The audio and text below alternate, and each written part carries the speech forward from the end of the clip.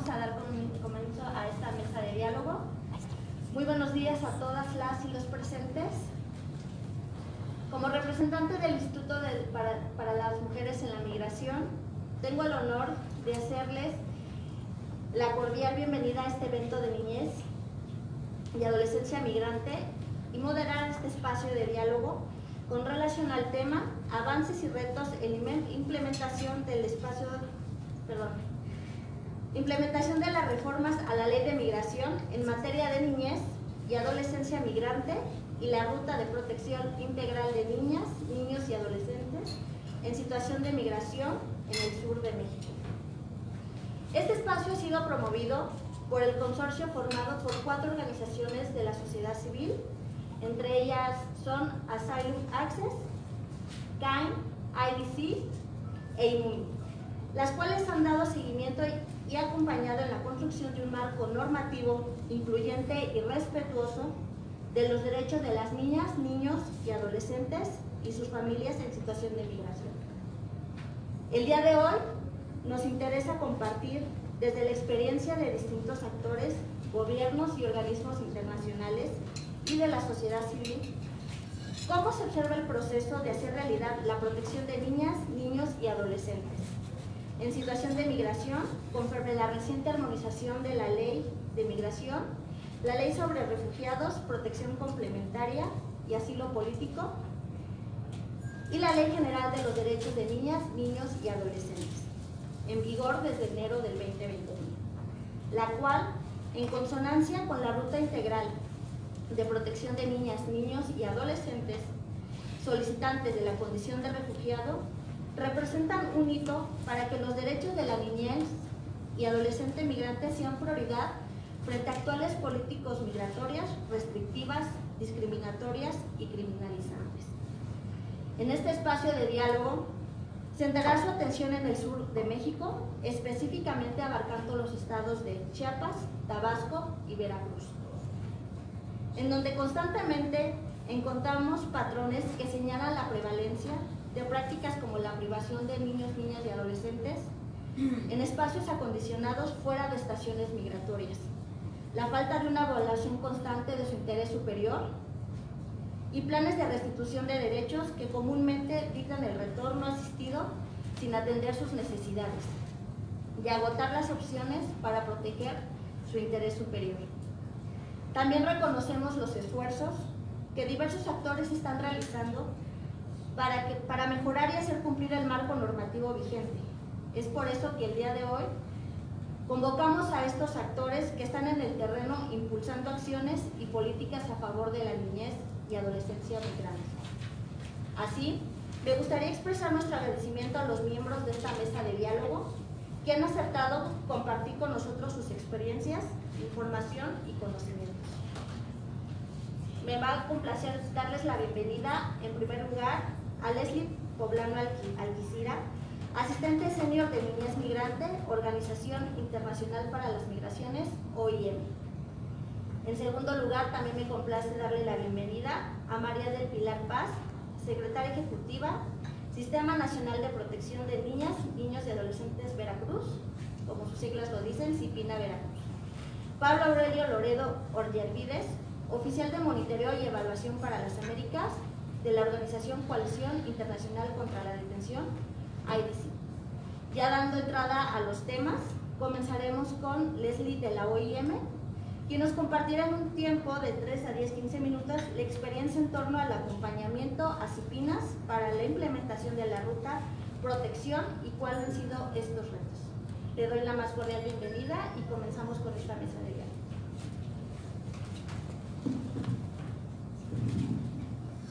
Muchas gracias. Pues primero agradecer a nombre de la Organización Internacional para las Migraciones, también de Dana Preverlade, jefa de misión, y de Laura Canché, oficial nacional del programa regional sobre migración en México. Para nosotros es un placer estar con ustedes acá el día de hoy y bueno, pues también agradecer a Gretchen, a Rosalba y a Fabiola por el espacio y bueno, a los colegas que están acá en la mesa. Respecto a las preguntas que ya nos proponían para compartirles la experiencia que hemos tenido desde la OIM realizando algunas actividades para la implementación de la la ruta de protección en diferentes entidades federativas, pues les podemos compartir que desde el Programa Regional sobre Migración, desde la OIM, tenemos más de 11 años fortaleciendo capacidades gubernamentales para que podamos gestionar la migración de una forma sostenible, humana y segura. Y de manera muy concreta hemos desarrollado algunas actividades que buscan fortalecer las capacidades de los principales actores en materia de protección de niñas, niños y adolescentes en situación de migración. Obviamente reconocemos que esto no sería posible sin la vinculación, naturalmente, con otras agencias de Naciones Unidas, con sociedad civil y en particular con CIPINA Nacional y los CIPINAs locales. De manera muy concreta les puedo compartir que en el año 2021 hemos colaborado a desarrollar una serie de análisis de situación, unos documentos diagnósticos sobre justamente la situación de niñez y adolescencia migrante en algunos estados, como ahora nos estamos enfocando en el sur, pues les comparto que realizamos el de Tabasco. Y bueno, ahora mismo estamos desarrollando Quintana Roo y también Oaxaca.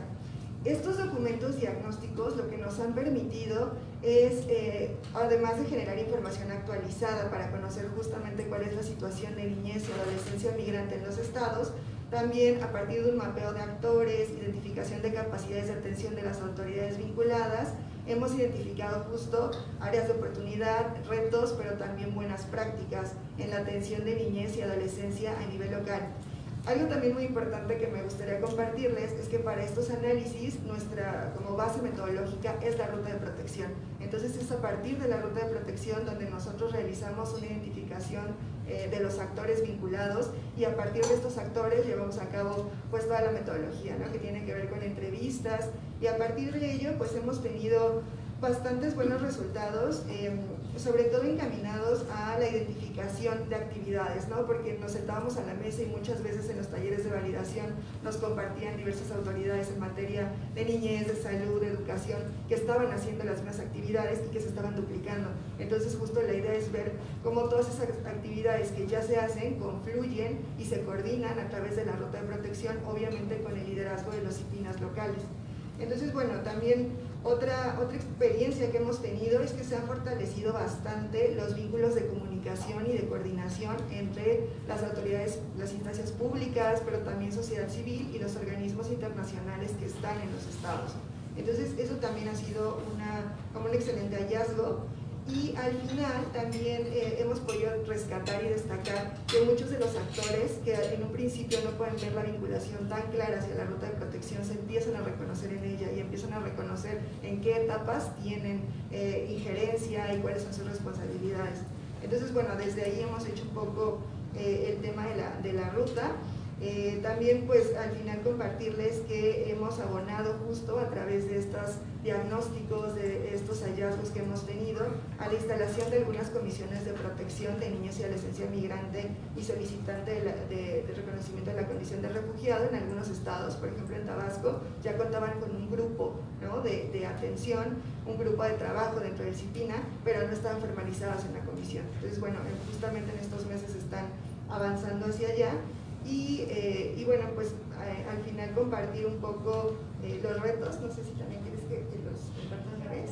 Sí, ok, bueno, entonces pues una vez, justo sumando a lo que me pedían abarcar en esta breve presentación, pues también los retos que hemos observado justo a través de estos análisis de situación que hemos hecho han sido algunos para la implementación justo de la ruta.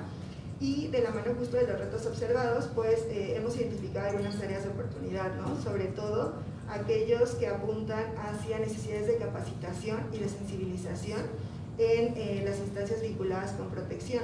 Sobre todo nos saltaba mucho los temas de acceso a la educación, salud y vivienda de niñez y adolescencia migrante. También destacaba mucho que aun cuando muchas autoridades, instancias y pues sí, instituciones públicas o civiles responsables en cada estado conocen y han oído hablar de la ruta, no necesariamente saben qué etapas contiene, cómo se coordinan. Entonces también es algo importante. Y otro tema que también nos llamaba la atención es que se necesita entender también cuáles son los procesos que impulsan a las niñas, niños y adolescentes y sus familias a migrar, porque muchas veces no tenemos como ese contexto tan a la mano. Y pues para concluir podría decir que también hemos destacado la necesidad del diálogo y la comunicación, así como la vinculación entre instituciones, pero al externo, ¿no? Para homologar las acciones, compartir experiencias y poder, pues sí, proteger y atender de una mejor manera a niñez y adolescencia migrante. Y bueno, también finalmente me gustaría compartirles que en algunos estados se ha destacado también el tema de atención diferenciada para niños y adolescencia migrante que puede tener alguna discapacidad, haber estado en situación de calle, pertenecer a la comunidad LGBTIQ+. Entonces, bueno, eso es algo en lo que muchas instancias no necesariamente están capacitadas, o la rotación de personal también hace que muchas veces esto no pueda pues ser permanente. Entonces, bueno, son estos algunos de los hallazgos y retos que hemos encontrado en los análisis. También les invito a que puedan visitar la página de la OIM en la parte de recursos y de pues sí, materiales disponibles, y hemos hasta ahorita publicado 3 análisis de situación en Jalisco, en Tamaulipas y Tabasco, y hacia julio y agosto de este año estarán disponibles también los de Oaxaca, Quintana Roo y Guanajuato. Entonces, bueno, por ahí me quedaría y pues atenta a cualquier duda o comentario. Gracias. Muchas gracias por su intervención. En segundo lugar, contamos con la participación de María del Pilar, a quien saludo amablemente, que se encuentra aquí. Y tendremos la participación de Marisela Coto Pichán, jefa de vinculación política pública del CIPINA Veracruz, quien nos compartirá algunos de los avances en la conformación de la Comisión de Protección de Niñas, Niños Migrantes y Solicitantes de la Condición de Refugiados de Veracruz y la adopción de su ruta de protección.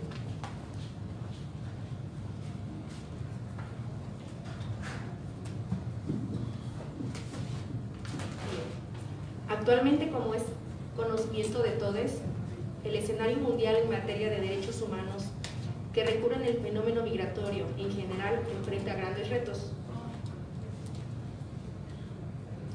A nivel internacional existe un consenso generalizado sobre las implicaciones que conlleva la implementación de políticas públicas y servicios públicos de calidad, específicamente el sector más vulnerable, niñas, niños y adolescentes en situación de movilidad.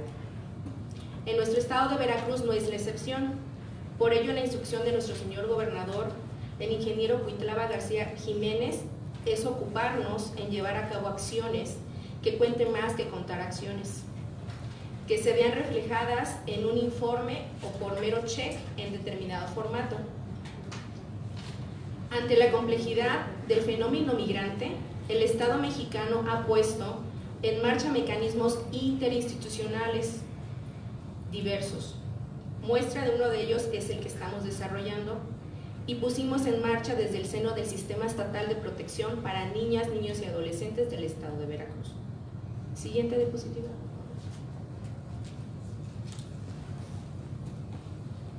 Como aquí logran ver, es de todo sabido por su naturaleza geográfica que nuestro estado de Veracruz es uno de los que presenta elevados números por tránsito obligatorio en el flujo de personas en movilidad de sur a norte. Personas que en su mayoría provienen de la zona con mayor expulsión de migrantes, conocida como el TNC o Triángulo Norte de Centroamérica, conformado por Guatemala, Honduras y El Salvador. TNC lo nombra así ACNUR. Veracruz tenía como principales retos la demanda constante de brindar asistencia sanitaria, de alojamiento, educativas, de esparcimiento y de seguridad jurídica de dicha población.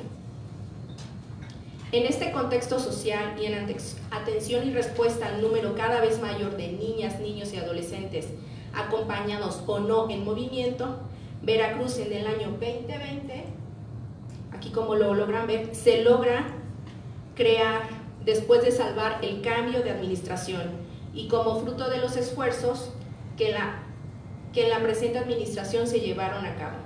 Logramos nuestra creación de esta comisión titulada la Comisión de Protección Integral de Niñas, Niños y Adolescentes, Migrantes y Solicitantes de la Condición de Refugiado de Veracruz, misma que instalamos formalmente unos meses después, con fecha de 20 de mayo de 2021.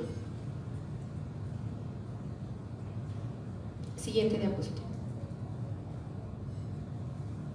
De forma reciente hemos dado un paso más en la garantía de los derechos de este sector y es que hace relativamente pocos, 2 meses, logramos socializar entre los integrantes de la coordinación y organizaciones de la sociedad civil aquí presentes la propuesta de la ruta de atención integral, esto para su enriquecimiento y propuestas de adecuación,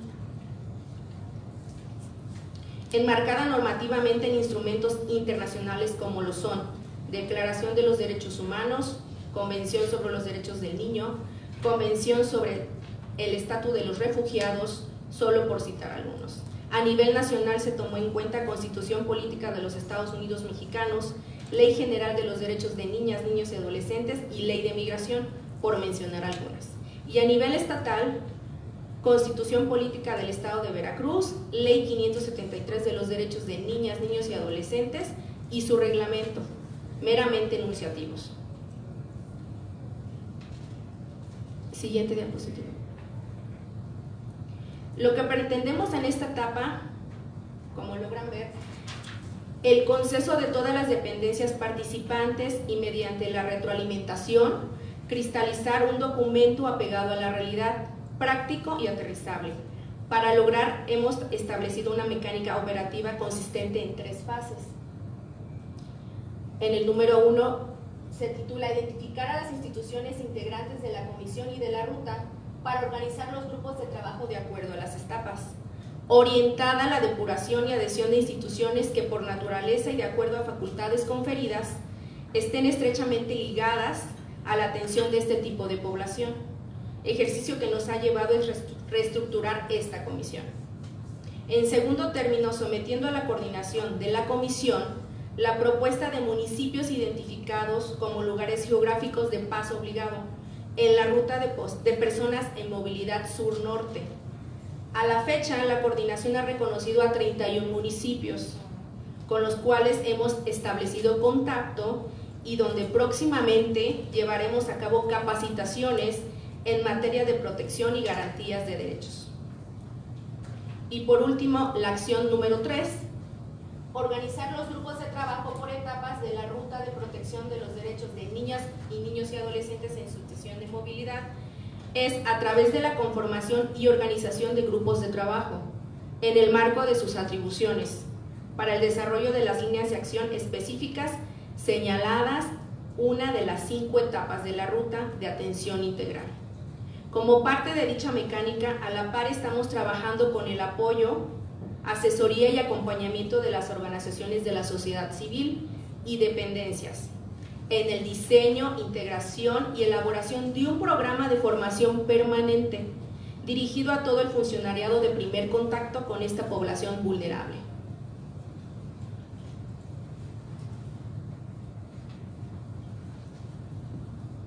Como pueden ver aquí en la diapositiva tenemos los integrantes de la comisión. Obviamente CIPINA Nacional nos envió un programa y nosotros lo retomamos y lo bajamos a nivel estatal.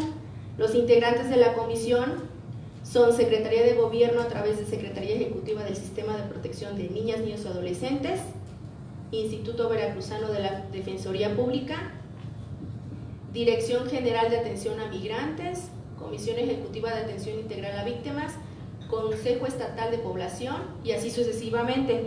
Tenemos 31 instituciones que integran esta Comisión de Migrantes en el Estado de Veracruz. Y tuvimos recientemente una sesión extraordinaria hace 2 meses y se añadieron nuevos actores. Fueron Dirección General de Registro Civil, Secretaría del Trabajo, Prevención Social y Productividad, Coordinación Estatal de la Guardia Nacional, Consejo Consultivo, World Vision y Save the Children. La anterior, por favor. No omito mencionar que dentro del Consejo Consultivo se encuentra Asylum, quien lo representa la licenciada Alejandra. Esta es nuestra ruta migratoria. Anteriormente teníamos 30 municipios, derivado del flujo migratorio que atraviesa nuestro estado de Veracruz, así como ya se comentó anteriormente. Se añadió un número o un municipio más, el cual fue Tuxpan, por eso se engloban 31 municipios de la zona centro, norte y sur. Y dentro de esta ruta migratoria, bueno, se eligieron coordinaciones, una coordinación de la zona 2 coordinaciones de la zona centro, una de la zona norte y una de la zona sur, para que pueda estar integrada dentro de los grupos de trabajo de las 5 etapas, de las 0 a las 5. Aquí tenemos la organización de nuestros grupos de trabajo dentro de las 5 etapas. El primer grupo tenemos a 15 instituciones, como pueden ver. Aquí se integran las organizaciones de la sociedad civil y las demás instituciones que tengan que ver dentro de la etapa 0. En la etapa 2 tenemos a nuestro grupo número 2, conformado por 11 instituciones. Obviamente son integrantes de esta comisión. Y nuevamente aparecen las organizaciones de la sociedad civil, World Vision, Save the Children, Consejo Consultivo, como es Assignor y el consorcio. En la etapa número 3 tenemos a nuestro grupo 3, quienes lo conforman son, como lo pueden ver, Secretaría de Gobierno y las demás instituciones e integrantes de los 3 niveles de gobierno, órganos autónomos, asociaciones civiles y organismos internacionales. En la etapa número 3 tenemos el grupo 4, Procuraduría Federal, Desarrollo Integral para la Familia, Dirección General de Registro Civil, Oficina de Representación en Veracruz del Instituto Nacional de Migración OPI, Secretaría de Salud, Organizaciones de la Sociedad Civil, World Vision, Save the Children, Organización Internacional para las Migraciones. No omito mencionar que también estamos en trabajo con la OIM, quien también se va a sumar dentro de los grupos de trabajo.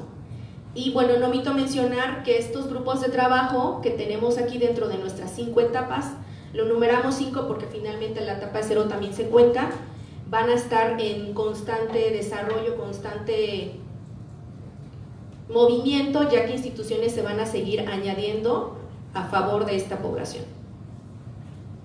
Bueno, aquí tenemos como nuestros retos, y para terminar, ¿cuáles son los retos que tenemos en puerta en nuestro estado de Veracruz? El primer reto es Programa Permanente de Sensibilización sobre los Derechos de Niñas, Niños y Adolescentes en Contexto de Movilidad.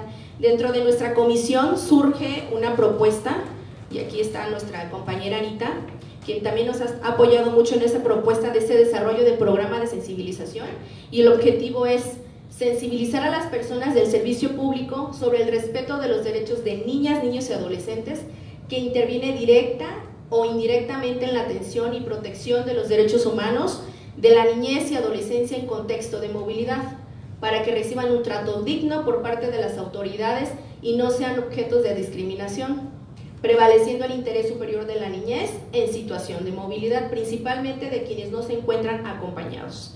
Ese es nuestro objetivo en el estado de Veracruz actualmente, esa conformación de este programa de sensibilización, y gracias con el apoyo de los colegas de CIPINA estatal como Anita, Dayana y una servidora, y por supuesto la maestra Pilar, quien está pendiente de estos trabajos que se están llevando a cabo dentro de la comisión, y con el apoyo y el acompañamiento que estamos teniendo de las asociaciones civiles, quien tienen la expertise dentro de esta información. Aquí tenemos nuestra propuesta. Están los temas: responsabilidad del Estado frente a niñas, niños y adolescentes en contexto de movilidad, por la Comisión de Derechos Humanos, quienes se suman en este programa de sensibilización. No omito mencionar que también están involucrados obviamente en la coordinación de la Comisión de Migrantes, Interés Superior de la Niñez por parte de PECNA, Funciones de Oficial de Protección a la Infancia, INAMI y OPI, y tenemos aquí también temas por parte del consorcio, IDC, IMUMI, CAI, AMX, IMUMI, nuevamente IMUMI, CAI, y vamos a integrar dentro de este programa de sensibilización a la OIM, y mañana, el día de mañana, tenemos una reunión con Leslie a las 11 de la mañana para que nos pueda apoyar también en esta conformación y esta retroalimentación dentro de nuestro programa de sensibilización.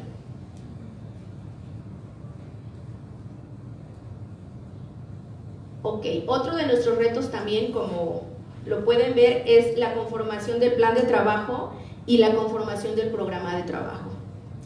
En primer lugar, consolidar el programa de sensibilización dirigido a los servidores públicos de primer contacto. En segundo lugar, la conformación y la implementación de la coordinación que nos apoye para esta propuesta de plan de trabajo y el programa de trabajo. y sobre todo que nos autoricen la coordinación, la propuesta de plan de trabajo y programa de trabajo. Y eso sería todo por nuestra parte. Si tienen alguna pregunta, dudas.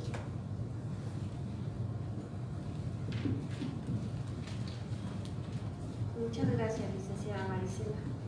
Pues finalmente, y en ausencia de Eric Álvarez, que vendría de Disciplina Federal y no pudo acompañarnos, daré el uso de la voz a Pablo Aurelio Loredo Ollervides, quien como parte de la Coalición Internacional contra la Detención nos compartirá los avances del monitoreo de la situación de la niñez y adolescencia en contexto de movilidad, con 3 estados del sur de México. Posteriormente a su participación podremos abrir el espacio de respuestas y preguntas para él.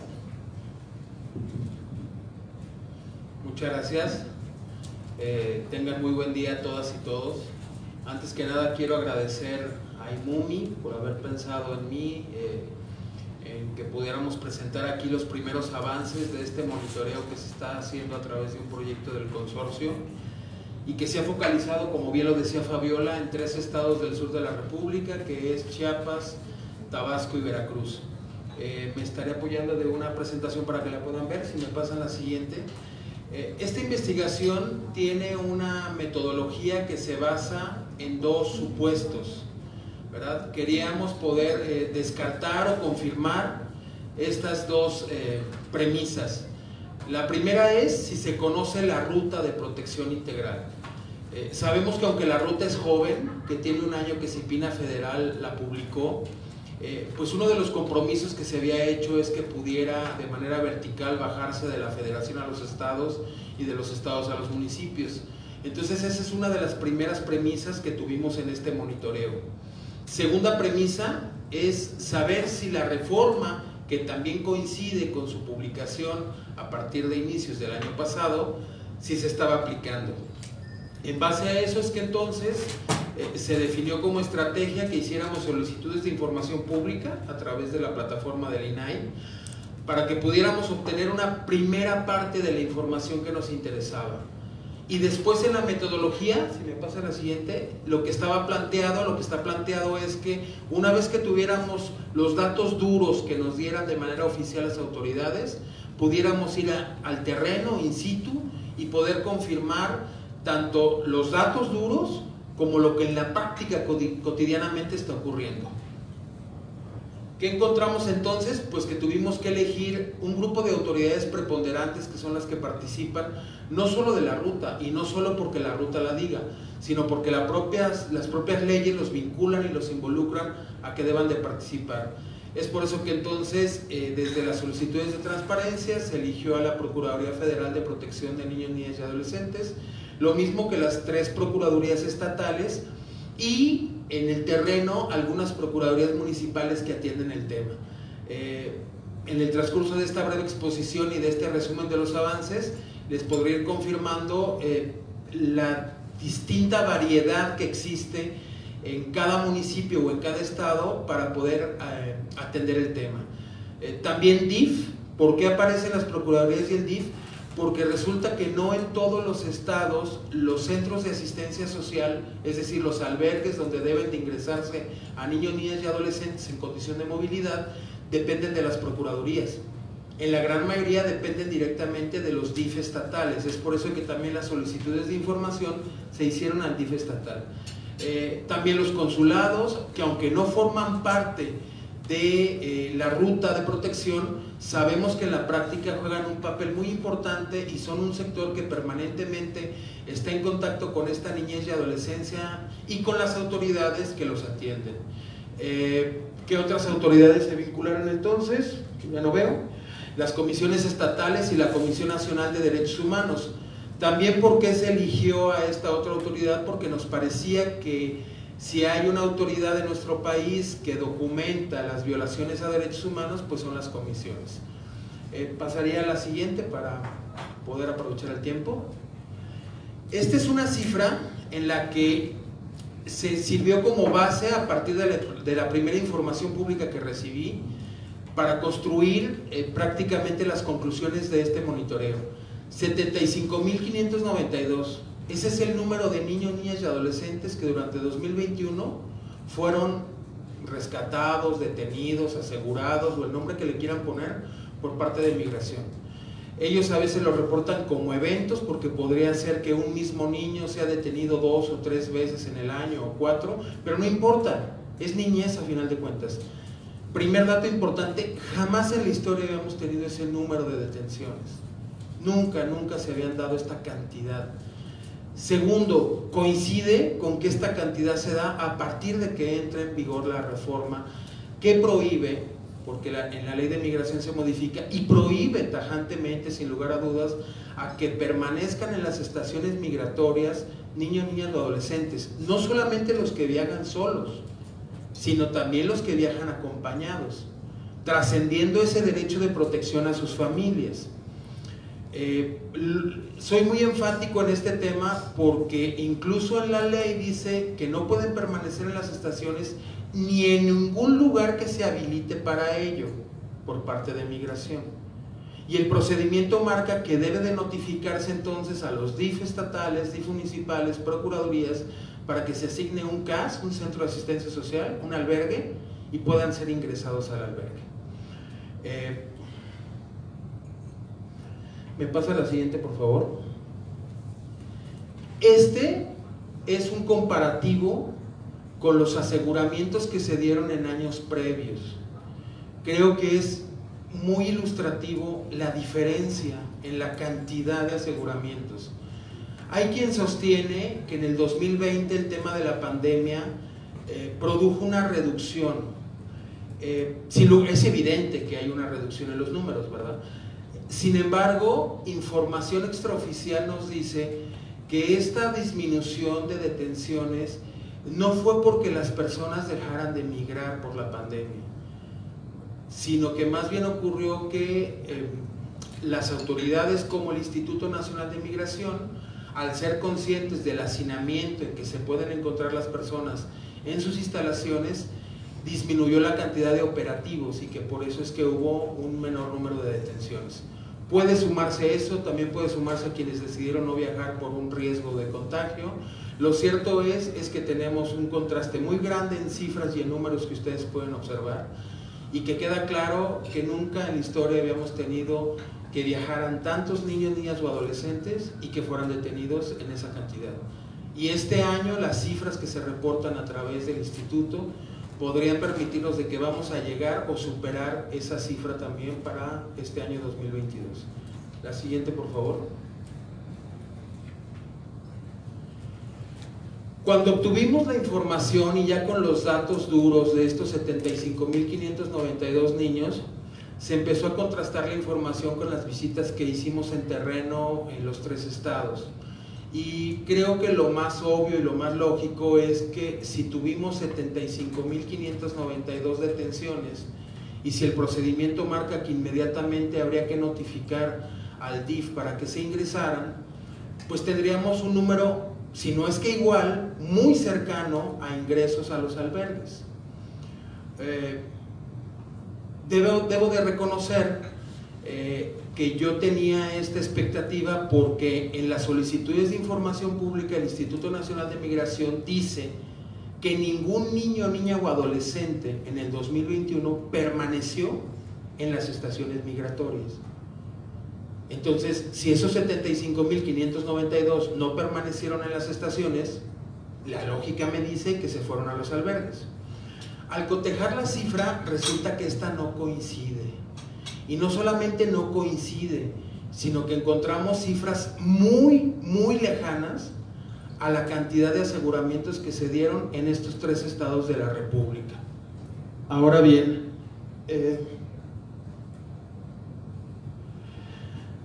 ¿qué ocurre también con las entrevistas que sostenemos? Pues que la mayoría de las autoridades, si no es que todas, realmente están conscientes de sus fortalezas y sus debilidades.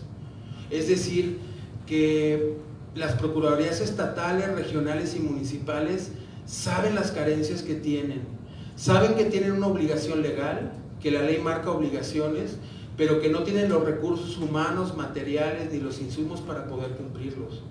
Esto genera un conflicto muy grande entre el funcionariado público porque son conscientes que están violando la ley, pero también hay un principio legal que dice que nadie está obligado a lo imposible, ¿verdad? Entonces hay una confrontación muy importante entre lo que la ley dice y los alcances que se tienen para poder garantizar el mandato legal que se tiene. Entonces, no sé si es bueno o malo que sean conscientes, ¿verdad? Pero al menos la realidad de la operatividad saben por qué razones que no la están cumpliendo o si la están cumpliendo.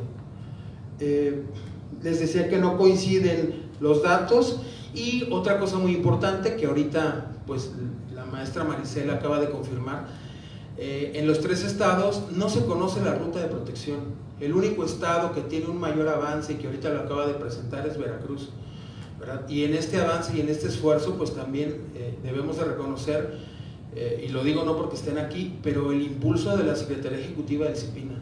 Si no hubiera el impulso de la Secretaría Ejecutiva estarían igual que los otros 2 estados, ¿verdad? Porque es duro reconocer que las autoridades que operativamente tienen la obligación de actuar no conocen la ruta. Ahora, hay una salvedad: no conocen la ruta federal, pero todas tienen un procedimiento que están ejerciendo de manera constante desde hace tiempo, ¿verdad?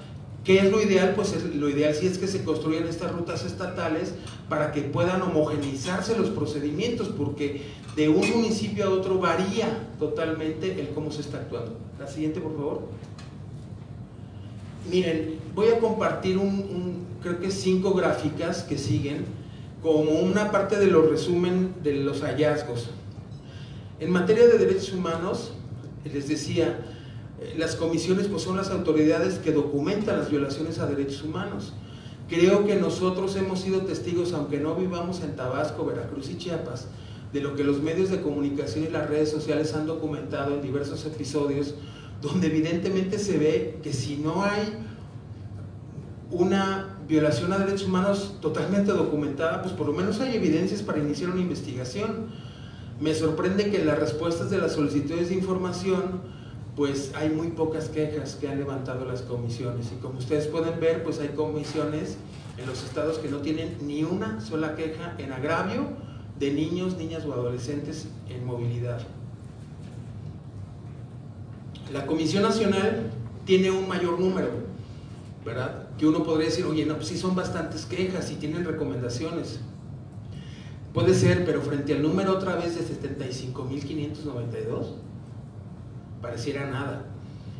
Las comisiones tienen 2 grandes herramientas legales por las que pueden hacer señalamientos e incidir en la política pública para que cambien las cosas, que se hagan visibles las violaciones y que se busque una garantía de no repetición. Estos son las recomendaciones y los informes especiales. Podemos ver que en los estados no ha habido una sola recomendación en este tema, y que en la Comisión Nacional tienen muy interesantes las 11 recomendaciones que han emitido. Son por hechos muy graves que han pasado en varios estados de la República, y también se han dictado algunas medidas cautelares o precautorias. Estas medidas también es una herramienta muy importante, porque estas medidas se dictan cuando se tiene conocimiento de una violación, y se dictan precisamente para que se impida un daño de difícil o imposible reparación. Es una herramienta que podría utilizarse muchísimo más para garantizarle sus derechos a la niñez y adolescencia en condición de migración. La siguiente, por favor. Otra gráfica más. Esta es la información que nos dieron las procuradurías, la Procuraduría Federal y las Procuradurías Estatales, Veracruz, Chiapas y Tabasco. ¿Qué pregunté para que pudiéramos tener homogeneidad de las respuestas? El primero es: ¿cuántas notificaciones les hizo migración?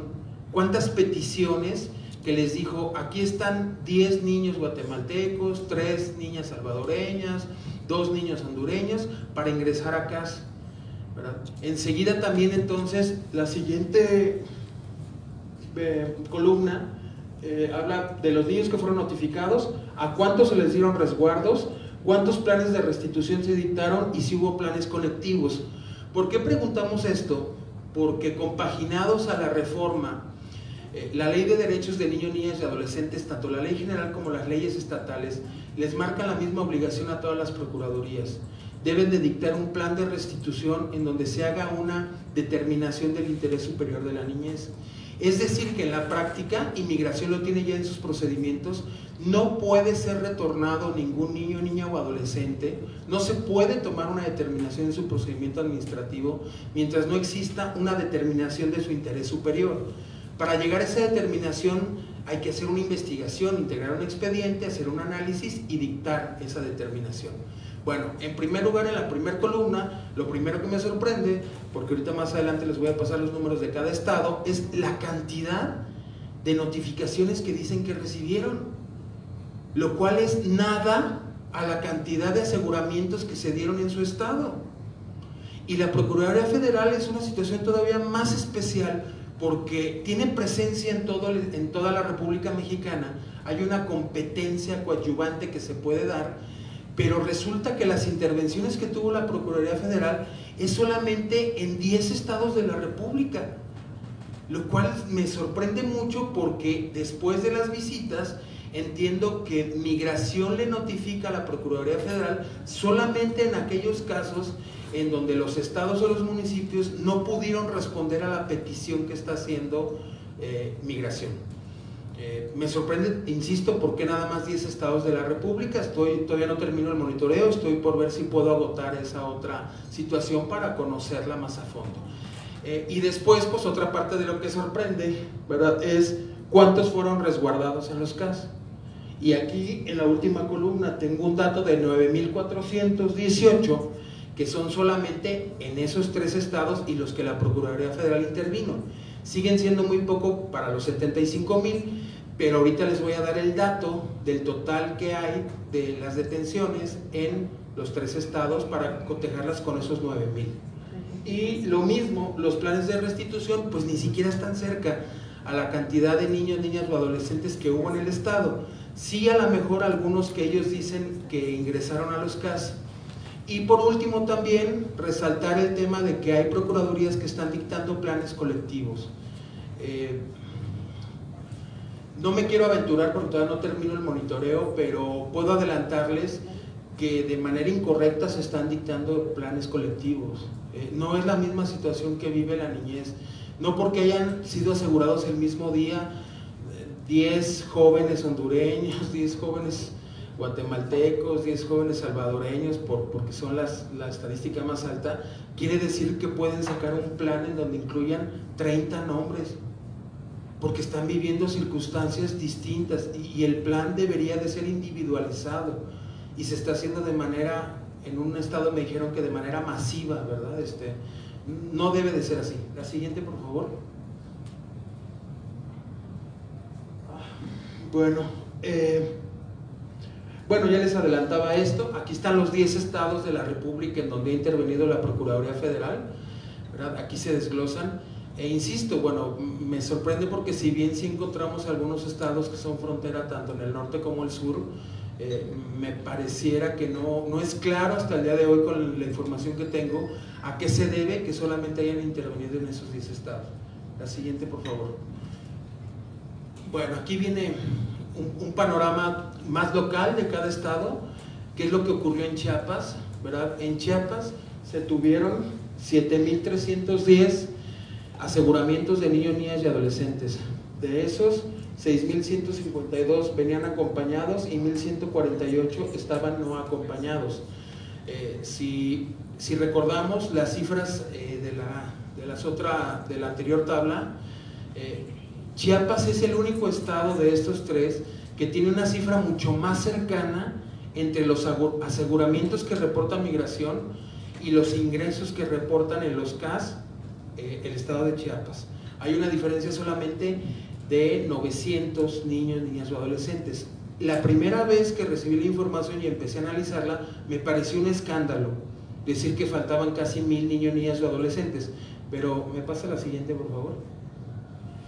Ya cuando luego vi estas otras cifras, pues el escándalo quedó muy corto, porque Tabasco, que además debo de reconocer que en mi ignorancia hice un prejuicio de que el lugar en donde más aseguramientos íbamos a tener de niños, niñas y adolescentes sería Chiapas, es Tabasco. 15,151 niños, niñas y adolescentes fueron detenidos. Acompañados 13.302 y no acompañados 1.849. Pero si recordamos, el reporte que daba Tabasco es de 308 niños ingresados a albergues. Entonces, ¿dónde están los otros 12.900 y tantos que faltan? Pues es como título de película. ¿Y dónde están los niños? La siguiente, por favor. Mis vecinas de Veracruz. En Veracruz tuvimos 6.368 detenciones reportadas por el Instituto Nacional de Migración, y de estos 4.256 viajaban acompañados y 2.112 no acompañados. Pongo una cifra ahí arriba que representa la suma de los 3 estados, que son 28.829 entre Veracruz, Tabasco y Chiapas.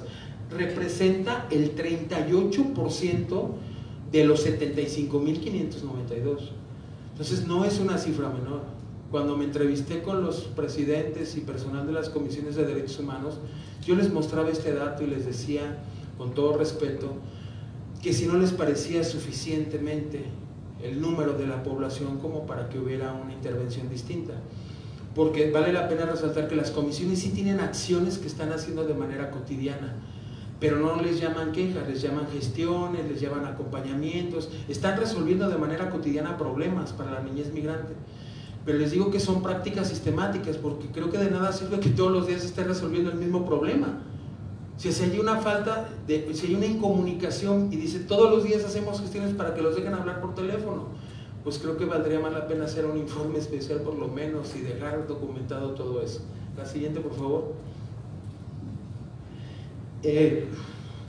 Me avisan del tiempo porque yo luego abuso mucho, pero me emociono porque hay muchos hallazgos. Los consulados, miren, que si bien no tienen que ver en la ruta, pero los consulados tienen una claridad muy importante con respecto a la reforma y con respecto a la ruta. En primer lugar, les podría decir que los consulados están muy contentos por lo que representa la reforma, es decir, que los niños no permanezcan en las estaciones.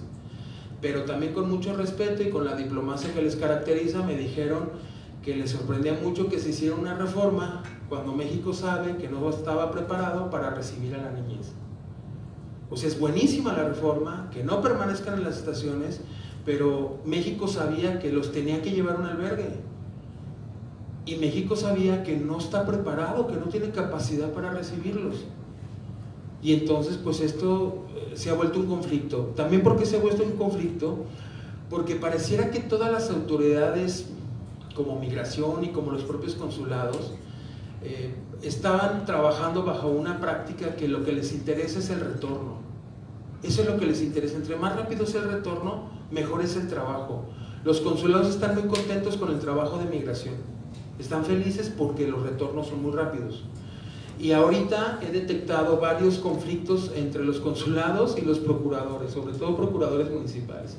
Porque cuando el procurador municipal está determinando que el interés superior de ese niño, niña o adolescente es no retornar, ¿qué creen que pasa? Pues se enojan los consulados. Y se enojan bastante. Porque tradicionalmente es que ellos requieren que lo más pronto posible su connacional pueda retornar. Entonces esto también está generando un conflicto. Cuando yo les decía que qué hacía falta para mejorar, me decía, capaciten a los procuradores porque no saben nada. Pues sí, no saben nada cuando determinan el no retorno. La siguiente, por favor. Las agencias internacionales también se nota que donde tienen mayor presencia y donde hay mayor trabajo y desarrollan proyectos, es muy evidente la influencia que generan en las autoridades.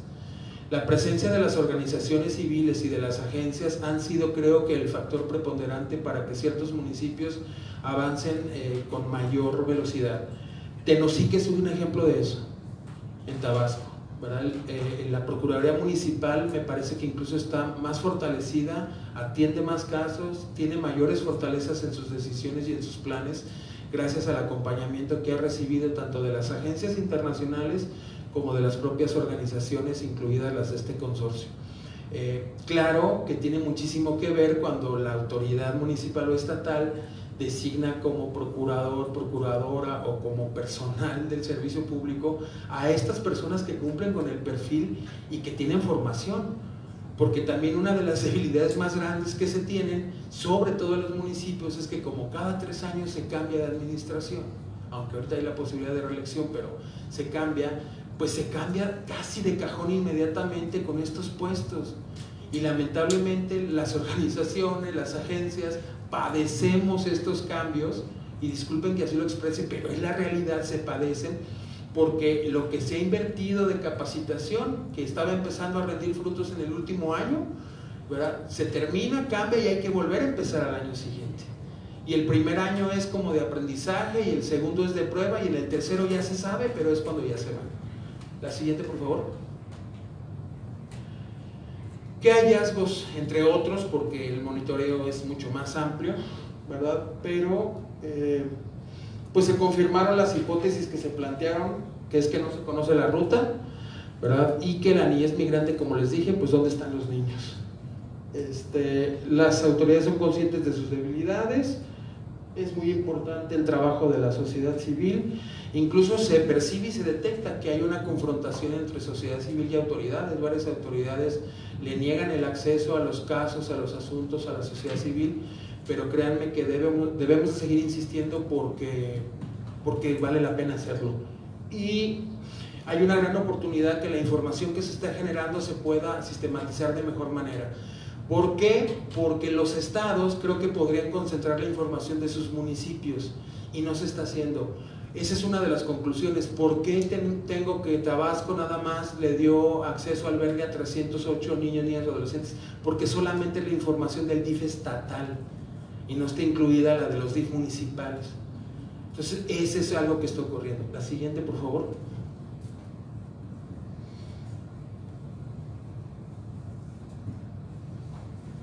¿No es la siguiente? Sí. Ah, ¿sí era? O bueno. Miren, casi para terminar, aunque no me correspondía a mí directamente hacer como un diagnóstico de los centros de asistencia social, pero inevitablemente tenían que salir en la conversación. Y algo que ocurría es que es súper necesario que se puedan fortalecer los centros de asistencia social. El año pasado, DIF Nacional sacó una convocatoria a mitad de año para poder dar financiamiento para este reforzamiento que se tenía que dar a los CAS, porque creo que eran conscientes de que no tenían capacidades. Y se distribuyeron casi 200 millones de pesos que se les entregaron más o menos en el último trimestre del año. Tengo los datos, se repartieron en 2 estados, nada más en Chiapas y en Tabasco. En Tabasco fue Villahermosa y Tenosique, y en Chiapas fueron casi 11 municipios a los que se les dio financiamiento. Los CAS sí requieren este fortalecimiento para que haya infraestructura, para que se contrate personal, para que haya para dar alimentos, sí hay para todo eso. Pero ¿saben cuál es la debilidad? Es que se están fortaleciendo CAS sin un modelo de atención. O sea, es decir, solamente se han habilitado espacios, y quienes nos están viendo y que están en terreno lo saben, ¿verdad? Porque hay espacios que incluso pertenecían a migración y se los dieron al Estado, que eran bodegas o que eran galeras o que eran estaciones migratorias, y entonces bajo la misma estructura de la estación migratoria solamente le han inyectado recursos, porque el modelo está pensado solamente en asegurar a los niños, meterlos a ese espacio, que pasen 5 días y que puedan retornar. Y eso no es un modelo al que aspiran los centros de asistencia social. No es esa la manera correcta de trabajar. Ahora, no tenemos que se estén definiendo modelos de segunda o tercera acogida. El tema de alternativas a la detención ni siquiera por aquí le pasa a las autoridades. Los modelos de puertas abiertas los tienen totalmente descartados. Incluso no hay capacidad para atender a la niñez y adolescencia en movilidad, porque tampoco están utilizando a los albergues privados de la sociedad civil. Y me lo dijeron, no los utilizan porque son de puertas abiertas. O todavía me dicen, es que no tienen seguridad. Pero ellos, esto está orillando esta dinámica a que entonces se crea más en construir CAS bajo un modelo de prisión. Bardas muy altas, concertina, cámaras de seguridad, sin que estemos pensando en los modelos que tiene que haber hacia el interior de protección de derechos, ¿verdad?, de esparcimiento, de juego para la niñez y la adolescencia, ¿verdad? Entonces, creo que vamos por el camino equivocado. Este año se volvió a sacar convocatoria para dar financiamiento nuevamente a los centros de asistencia social, ¿verdad? Pero los que he visto me parece que siguen estando pensando bajo el mismo modelo de una estancia muy temporal y solamente para retornar a los niños, niñas y adolescentes. Otra preocupación, ya voy a acabar, otra preocupación es que, ya voy a cerrar, que en varios lugares no hay CAS para familias, para los niños que vienen acompañados. Entonces, no sabemos qué está ocurriendo. Lo cierto es que no hay espacios, entonces o están permaneciendo juntos en la estación y está mintiendo Migración en sus informes, o los están separando. Hay algunos otros estados donde tienen CAS solamente para acompañados y vienen acompañados por mujeres. Si vienen acompañados por hombres, no hay espacios. Entonces, nuevamente, estamos bajo la probable vulneración del principio de no separación. La conclusión, de manera global, es que no hay los CAS suficientes con los modelos de atención para atender esta población. Por eso también no extraña que no tenemos solicitudes para la condición de refugiado, porque no está hecha la estructura para poder atender y garantizar este tema de protección. Y el hallazgo más importante desde mi punto de vista, y con esto voy a cerrar, aunque me faltaron unas láminas, es que me encuentro cuando voy a las visitas en sitio, que cuando me entrevisto con las autoridades les digo, oye, ¿qué capacidad tiene tu casa? 50 adolescentes. Ok. Oye, ¿qué pasa cuando se llena el caso? Pues se llena. No, pero me refiero a los niños que te siguen notificando. No, pues no hay cupo. Sí, pero ¿a dónde se van? No, no se preocupen, se quedan en el centro de canalización. Esa fue una palabra nueva para mí. ¿Cómo? Sí, en el centro o en la oficina de canalización, ahí permanecen. ¿Y cuánto tiempo? El que sea necesario. Ah, caray. Pero explícame, ¿qué es ese centro? No, pues haga de cuenta que es como un albergue, ¿verdad? Pero es de migración. Incluso en Tenosique me explicaron así porque no pude ir. Me dijeron, mire, está la estación migratoria, a un lado está el centro de canalización y a un lado está el CAS del DIF. Entonces están los tres juntos, pero como ahorita en el CAS del DIF hay un brote de COVID, no estamos recibiendo a ninguno. Pero no hay problema, hay más capacidad en la oficina de canalización, ¿verdad?, en el centro, que en el CAS. Entonces, de verdad, cuando confirmé esto, me sentí muy ofendido, muy ofendido, porque la respuesta oficial de migración es que dice que ningún niño, niña o adolescente permanece en la estación, lo cual estrictamente es cierto, pero la reforma también dice que no debe permanecer en ningún otro lugar que habiliten para ello. Y las oficinas y los centros de canalización es un lugar que están habilitando para eso. Los cónsules también las conocen, pero también que es muy triste, muy frustrante que te digan las propias autoridades, Lic, no se preocupe, están mejor en los centros de canalización que en los propios CAS. Válgame Dios, ¿cómo estarán los CAS?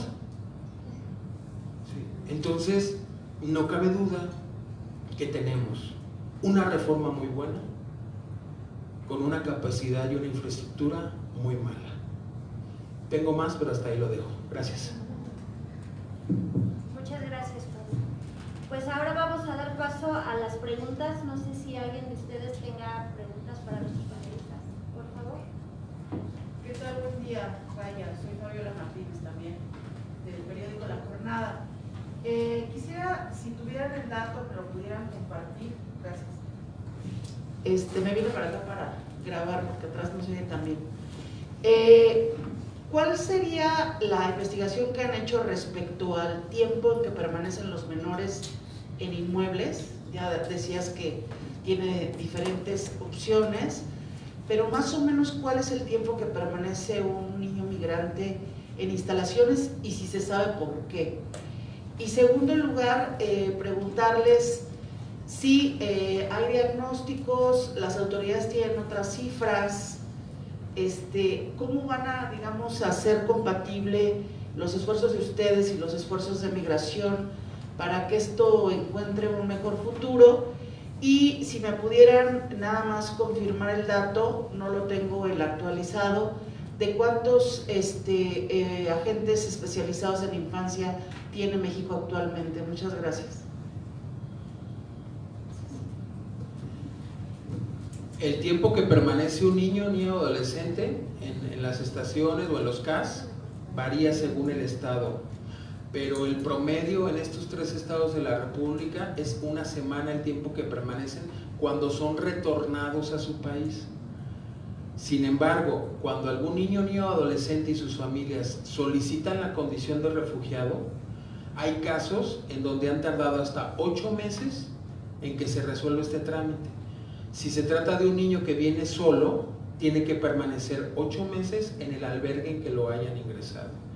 Entonces, este es un factor también que hace que se desanimen a solicitar refugio, porque las propias autoridades, incluso de migración, pues les dicen, si eres candidato pero quieres solicitar refugio, te vas a quedar en el albergue 8 meses.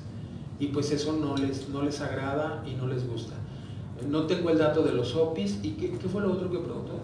¿Cómo van a trabajar? Así, en conjunto. Porque bueno, diagnósticos ya hay, ¿no? Pero ¿cómo van a trabajar? Quiero aclararle que estas cifras, porque que si hay otras cifras, no, estas cifras son cifras oficiales. Son cifras que dio migración, que hay un oficio y que son de migración. Tienen una muy buena sistematización, cualquiera puede meterse a su página y en la unidad de política migratoria vienen estas cifras. El consorcio y particularmente este monitoreo tiene el propósito que el siguiente año podamos utilizar todos estos hallazgos para entonces hacer una estrategia de incidencia, ¿verdad? El objetivo es que se beneficie la atención que debe de haber en niños, niñas y adolescentes. Hay reuniones constantes con las autoridades para compartir los trabajos. Hay muchos otros proyectos y esfuerzos que se están haciendo en conjunto, ¿verdad? Para que lo que se tenga que mejorar se haga y lo que está haciéndose bien, pues que se continúe y se compartan las buenas prácticas. Entonces, este es un trabajo que se comparte con las autoridades, que ellas toman en cuenta y que estoy seguro que podrán ayudarnos a que lo que tenga que mejorarse se haga. Perdón, y una precisión, en las estadísticas oficiales ya ves que nada más te ponen de 0 a 11 años, al menos yo no he encontrado el detalle por edades de 0, 1, 2, 3, así. Ya en la práctica de ustedes, ¿qué se han encontrado? ¿Sí son muchos bebés, poquitos, o estamos hablando que sigue el grueso, pues obviamente de adolescentes? Sí viene el dato con migración, aunque lo divide realmente como primera infancia y luego el rubro de hasta los 12 años. Ajá. Y después de 13 a 17 que se consideran adolescentes, ¿verdad? Pero en el tema de que viajen solos, pues la mayoría son adolescentes y generalmente las edades de niñez que se consideran hasta los 12 suelen viajar acompañados. Hay algunos casos desde luego que se han detectado niños de 10 años viajando solos.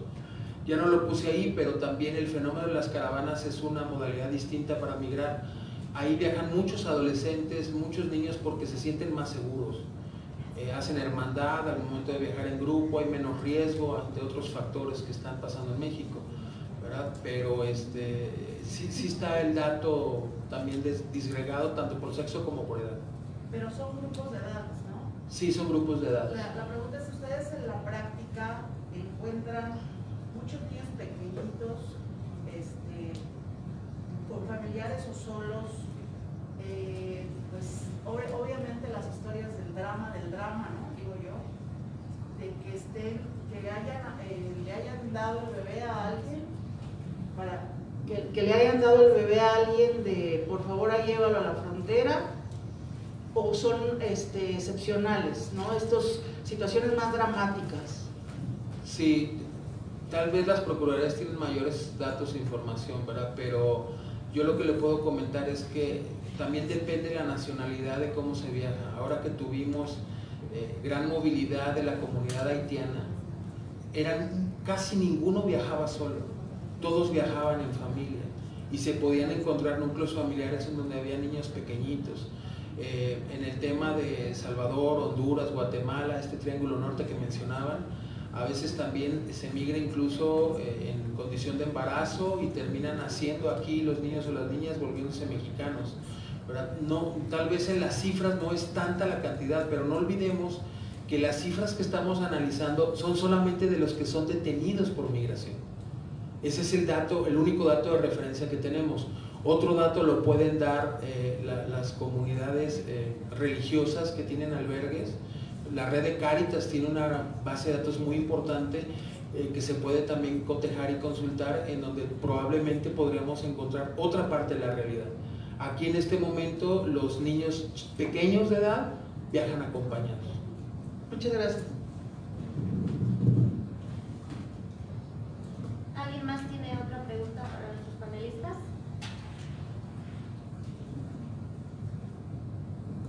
Hola, ¿qué tal?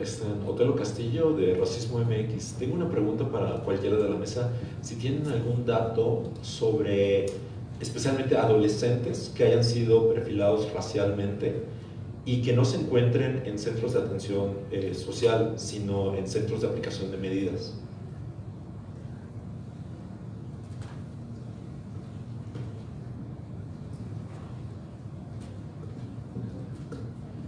Fabiola amablemente me pasa el micrófono. Quisiera comprender mejor la pregunta. Que no estén en un centro de asistencia social y que estén en ¿dónde, perdón? En un centro de aplicación de medidas especiales para adolescentes. Es decir, que estén bajo un procedimiento penal detenidos. Exactamente. Yo en el monitoreo no lo tengo detectado porque no exploramos esa posibilidad y esa situación, ¿verdad? Pero han sido preguntas recurrentes en terreno que qué pasa. Lo que pasa es que un extranjero no es distinto a un nacional si comete un delito y si se tiene que someter a un procedimiento. Incluso se resuelve su procedimiento migratorio si es que estuviera detenido en un albergue, y si se resuelve su procedimiento migratorio y se determina que hay que retornar, pues la autoridad también penal tiene la facultad legal de poder detenerlo para iniciar un procedimiento penal. No lo tengo yo documentado, pero en teoría eso es viable y es posible si se comete un delito, ¿verdad? Ahora, si están sujetos, pues obviamente a la ley de justicia para adolescentes, pues salvo que fuera un delito muy grave, tendría que quedar privado de su libertad, si no, no tendría que ser sujeto de ninguna medida de detención.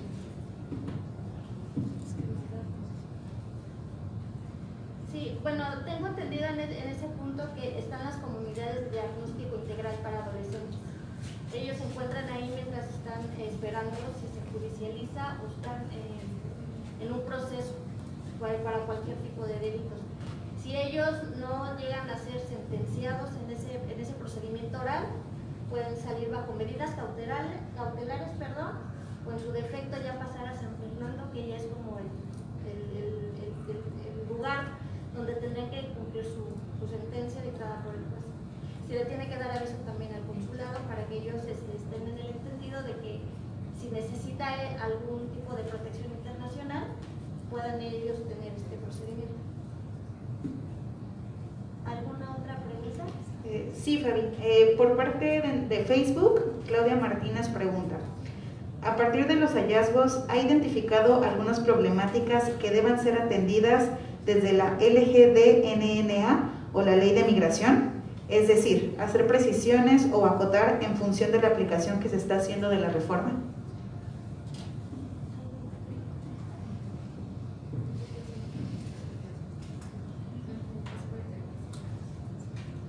¿La puedes volver a repetir, Esteban? Sí. Para que nos quede bien claro. Sí, que si a partir de los hallazgos y el trabajo que han estado realizando, ha identificado algunas problemáticas que deban ser atendidas desde la Ley General de Derechos de Niñas, Niños y Adolescentes o la Ley de Migración. Y, es decir, hacer precisiones o acotar en función de la aplicación que se está haciendo de la reforma.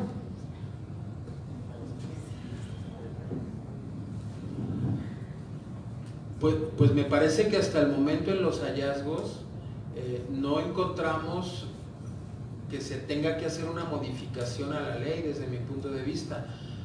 Me parece que la ley es correcta. El problema es que el mandato que la ley da, tanto la de migración como la ley de derechos de niños, niñas y adolescentes, en la práctica no está ocurriendo, y está muy claro por qué no ocurre. Se tendrían que haber dado 75.592 determinaciones del interés superior y no se hicieron. ¿Por qué no se hicieron? Las procuradurías no tienen el suficiente personal ni los suficientes equipos multidisciplinarios para hacer ese trabajo. Hay una falta de organización también y de vinculación para que puedan trabajar en armonía todos los municipios con los estados. La Ley de Derechos de Niños, Niñas y Adolescentes incluso le da facultades ahora a las procuradurías para poder hacer un registro, una certificación y autorización de los CAS, de los Centros de Asistencia Social. No están certificados, ni autorizados, ni regulados, porque los requisitos son muchos de la ley y la mayoría de los CAS no lo cumplen. Si no se cumplieran y se cerraran, en una mayor crisis estaríamos, no solamente para la niñez migrante en movilidad, sino para la niñez nacional. Entonces, desde mi punto de vista, creo que la ley es muy buena, la reforma a migración es muy buena, ahora solamente falta que se le ponga recursos, que haya capacitación, acompañamiento técnico, para que esas maravillas que la ley dicen en la práctica se puedan vivir, porque el día de hoy no está pasando. Gracias. ¿Alguien más? ¿Alguna otra pregunta que tengan o de parte de... Bien. Hola, buenos días. Elizabeth Figueroa de Oxfam, México. Gracias a todas y todos por compartir la información en este panel. Mi pregunta es si a partir del trabajo que realizan o del monitoreo como tal han identificado como los retos en materia de niñas y adolescentes, mujeres como tal, o sea, desde una perspectiva de género, cuáles son como de estos retos y si nos pudieran compartir a lo mejor un poco más al respecto.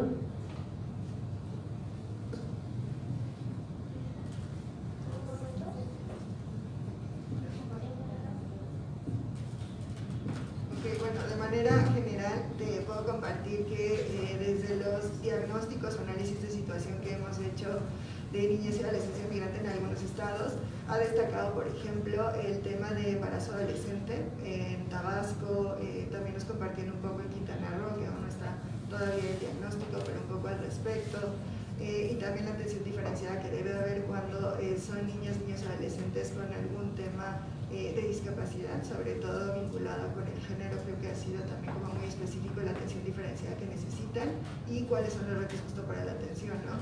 O sea, desde la OIM México lo que hemos intentado es que todos estos diagnósticos sean de manera muy acompañada y colaborada con los CIPINAS locales, y los planes de trabajo que diseñamos van muy en el sentido de las recomendaciones y hallazgos, y en ese sentido pues vamos trabajando de la mano, un poco como para dejarlo ahí.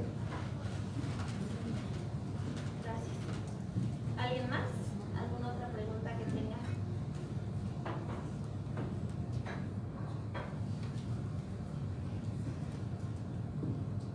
¿No, ninguna otra?